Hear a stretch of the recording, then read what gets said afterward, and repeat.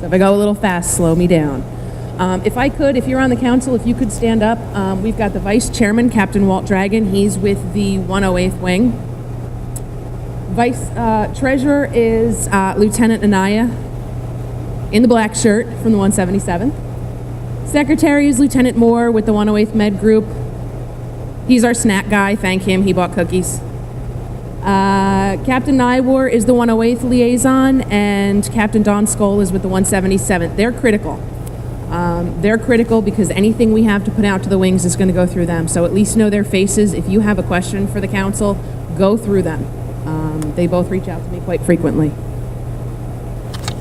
I have a couple questions I want to ask you guys. How many of you in the room knew that you were entitled to $400 for your mess dress when you got home from AMS and actually got the form to do it? Okay, the rest of you, we owe you $400. Do you know that there are 3 distance learning courses that you can take? They are written by the people who write SOS, which to me sounds like a perfectly good prep session for SOS, especially if you're one of the people that gets to go in residence. Anybody know that? You can get to them through the Air Force portal. Okay. That's like 2 of you. Junior Officer Development Center seminar is hosted by the Reserve Component. There was one right here at McGuire. It was free of cost. You could have come in on AT and done it. A few of us did. Some girls from the IG shop went. I went. Some other people from the 108th went. Intermediate development courses for anyone who's been selected is Flight or Squadron Commander. I believe the minimum rank is Captain, but don't quote me because that's been a point of conversation lately. There's 102 of us. When you compare that to the total number of the New Jersey Air Guard, we are an incredibly, incredibly small number. However, you are currently sitting in one of only 102 spots in the New Jersey Air National Guard. This is just a breakout of who we are. This is all as of August 28th.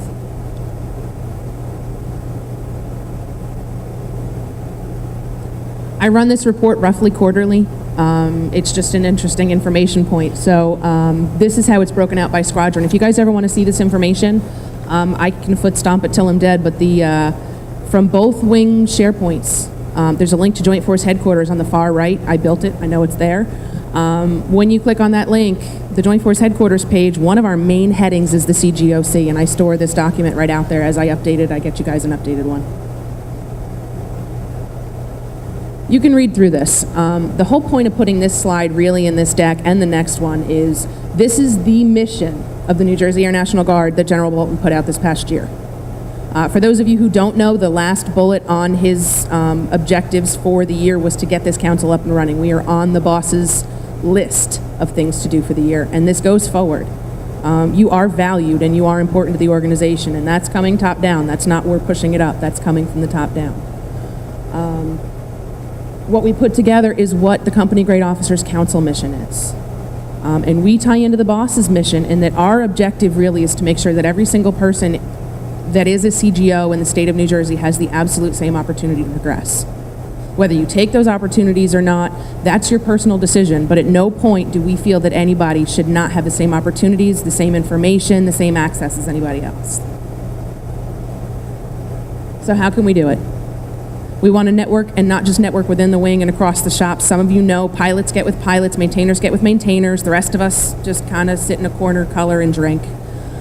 We want to get everybody together and get you talking, and across the wings, because there's opportunities that may present in one wing, like the 108th is getting potentially a new cyber mission. Well, that's an opportunity for people at the 177th. Not that we would ever steal from wings, but there's opportunities that you may not know about that could be at a different wing, and it may be an extra half an hour to your commute, but it could make a huge difference in your career long term.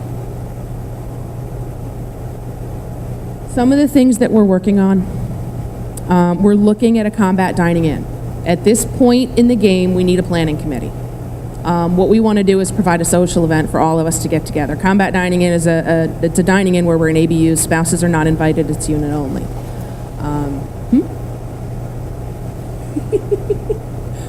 It is approved for planning. Off-site leadership development, there's a couple different things we could do. We have a few people that have offered to support trips for us. Again, we need a planning committee. We can't do this all on our own. So we're going to start with the meetings that we have going forward. We planned this event. We did a great job. At least we're happy with it so far. But the quarterly meetings that we're going to be having at the wing level, we're going to start working on some of these things if you guys want to get on board and get involved. NGB has leadership challenges. There's a phase 1, phase 2, and phase 3. These are a benefit. They're held by the Leadership Foundry. They are funded through NGB for this past fiscal year. We'll see going forward. But there's something that we can put out there that will benefit you both for the part-time or civilian as well as militarily. So we'll be taking your AT and putting it into your development as a leader. Some other things we're looking on putting together. When you get commissioned, we'd like to put together a newcomers packet for you. That'll include that form on how to claim your $400. By the way, I'll send that out hopefully early next week. We would like to put a newsletter together, not necessarily of company grade officers happenings, but of the happenings in the wing. So you can pick up a newsletter and know what changes of command have gone on, what promotions have happened, what retirements, who's in, who's gone. We would know that the CRG is losing their mission and when. We would know the impacts of some of these things because there'd be a newsletter for the company grade officers that includes everything you need to know of what's going on in the Guard. On your surveys, there's a couple of questions about a work swap and a work shadow. This has just been presented. We're still working on the white paper, but I'm going to throw it out there and see what sticks to the wall. Work swapping would be a swap between the wings. In order to minimize mission impact, it would have to happen on drill weekends when the units aren't drilling together. And a member would be able to use a couple of their AT days to go and drill with the other unit. If they'd be allowed to RUTA, that would be an individual supervisor approval.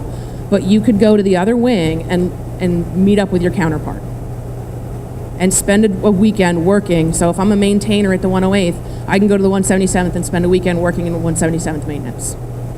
Work shadow is an opportunity for you to learn about a completely different AFSC. In order to manage mission expectations, this would probably happen within the wing and would be a half day or a day or maybe 2 afternoons on a drill weekend, but it would allow you, if you're the FSS deputy commander, to go work in maintenance, to go work in comm, to go see what that officer's about. On one hand, it's good for career development in terms of breadth as well as depth, but in terms of officers that have a lot of interrelated functions, like our supply officers, specifically the material management flight, dealing with maintenance, where a part over here makes a critical difference over here. If we do a work swap, it may better enable you guys to empower each other and make this go better, not only improving your relationship with each other. So these are some things we have going. Hopefully in the future, we're just working on the actual. Takes a lot to get buy-off from some of these things.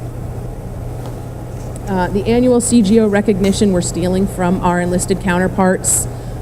You walk into at least the 108th, and I'm pretty sure the 177th, and they have a big wall that says, these are our NCOs of the year. That's nice. We want to put up, this is our company grade of the year. You guys do outstanding work.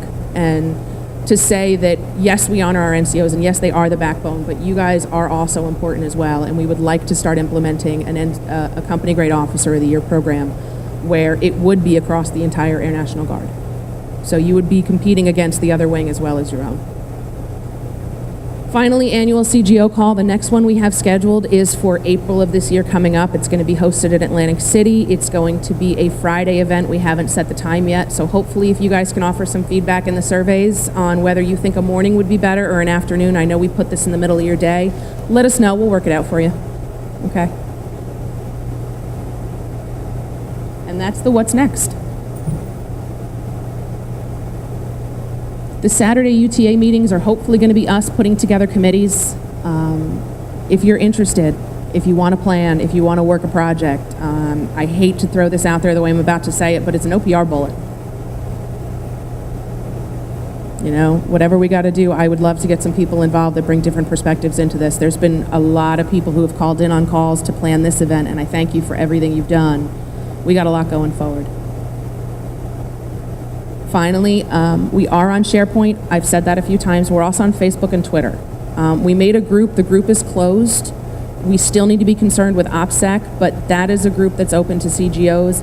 And when you move on, you can stay in that group. There's never a point where you can't stay in it. So hopefully that becomes a good community of the officers within the New Jersey National Guard. We just got up on Twitter. I'm not a tweeter. So if anybody wants to consider being in charge of social media, please let me know.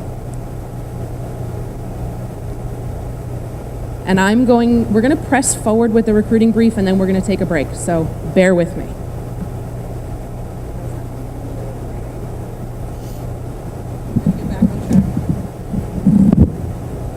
Senior Master Sergeant Rebecca Kane. I'm your Recruiting and Retention Superintendent. Can you hear me? No? Yeah, right. So first off, I want to say congratulations to a lot of you on becoming officers, because I see a lot of familiar faces that I remember as a recruiter recruiting most of you. So congratulations, and I look forward to you becoming our future leaders and hopefully pairing up with good enlisted people to help you with that. So here today, I'm here to tell you how recruiting and retention falls into your role as our future leaders and how you're going to be making command decisions that will work together with your recruiting and retention teams.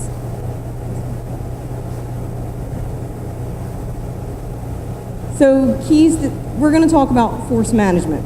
So I figured strategic vision might be a better word than force management. Every time someone says force management, you get that like scrunch in your nose, nobody wants to talk about it. So here's how your recruiting and retention team helps you. And these are keys that I think that are important to you. Maintaining your strength, knowing your wing strength, and then managing your squadron manning. Here's some keys. I'm not going to read everything. Hopefully you guys can see the slides and everything's good. But the key is your R&R team is here to diversify your force. So to do that, we need your help. We need your help with you knowing your people and moving your people into the right positions. The key thing that I brief to our senior leadership monthly is the positions, position availability, which I know we're well over 100% at each wing, but you can help us in making sure that you're putting your people in the right positions. Does everyone understand what I mean by putting your people in the right positions? Moving your people into those master, senior, chief positions, opening up your staffs and your tech positions. Healthy organization is with growth and potential. To piggyback on some of the keys that Chief Morton and General Bolton talked about, value. Your people want to feel valued as well as you want to feel valued, so get involved. Communication, piggybacking on some of our senior leaders' things, communication is key. I'm glad to see that we're all tying in on a lot of the same keys. Some of the resources available to you are your ROM, your Retention Office Manager. Everyone know who the Retention Office Manager is at their wings? I really hope so. I see a couple head nods, a couple maybes. I'm hoping everyone knows. Your UCAs. Hopefully all of you know that you have a UCA, and what a UCA is, your Unit Career Advisor, who is your ROM in your unit. That person should be just as knowledgeable as your ROM, and if not, they need to go to the UCA training that we normally have twice a year. Normally one at each wing, and we try and do like a state one. So things that I need your help with recruiting and retention, the Career Motivation Program. That's something that happens upon initial entry, in the middle, and towards the end of your career, and towards the re-enlistment. That is your career path. That is finding out what Sergeant Smiths, where are they at with their career? Are they happy? Do they want to cross-train? What do they want to do? So being involved and talking to them as their leaders and talking with their supervisors, saying, where are you at with your career?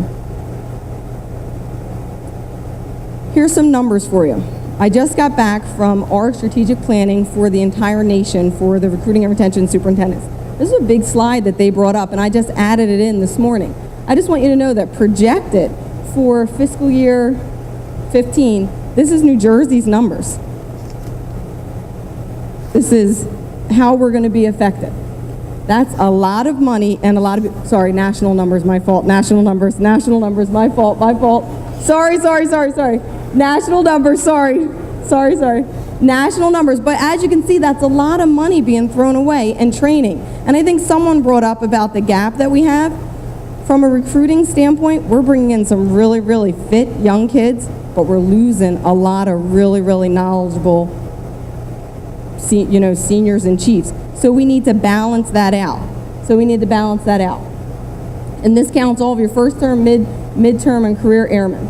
So I encourage you to work with your FSS. Another thing that we need to pay attention to, we ETS a lot of people. So when we ETS them, not all of them are really ETSs. A lot of them are things that we are looking to you as commanders to code them properly with your FSSs. If they are a fitness failure, if they are a disciplinary action, let's make sure we're coding them properly. If we ETS them out, that counts against your retention rate, that counts against your overall recruiting and retention team's efforts. I'm going to do a slide for each wing's strength, just to show you where we're at. The items in the red are the top 3 that why we lose people in the New Jersey Air National Guard.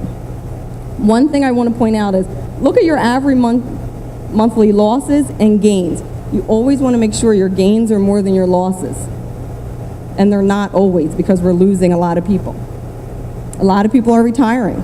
We have a much older force, and a lot of people are retiring. I encourage you to start looking 6 years out. 6 years out, you need to project against that. But there are some of our top numbers for the 108th.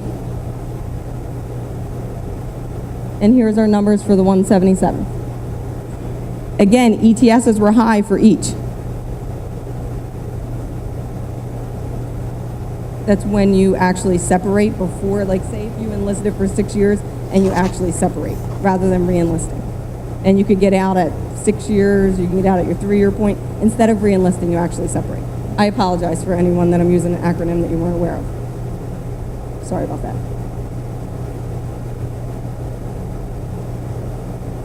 So here's my next slide. I think the statement there that I like the best is, your recruiting and retention team manages your strength, but you manage your force. So that's where recruiting and retention works with their commanders. You guys manage your force, we manage your strength. You should have open communication, hopefully with your recruiting office supervisors, your recruiters, your retention office managers. Hopefully you're having a good working relationship with them. Here's some keys to success that I think that could help you. Know your recruiting FY initiatives. So every year it comes out through your recruiting and retention team what your initiatives are. If you can do 100% plus 4, what career fields have what bonuses, things like that. All extra incentives and initiatives to help you retain your people. I'm not going to read all the slides, but another key that I think is, there's certain AFSCs that we can target that have a high turnover. So you as commanders, get to know your section supervisors, get to know your people, as the first sergeant said, as our senior leadership said. Walk around, get to know them. You could maybe identify why there's a concern in that area. And again, I think project out at least 6 years on retirement, see where you're at with that. And know your section supervisors, because they're going to know the individual stories if somebody's thinking about re-enlisting or not re-enlisting. And maybe you can talk to them as a commander and see if it's something you can help them with.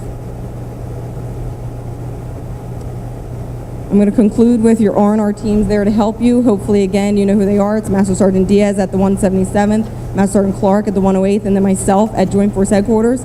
Your R&R team works together all the time, so I'm hoping that you're working with them. Does anyone have any questions for me?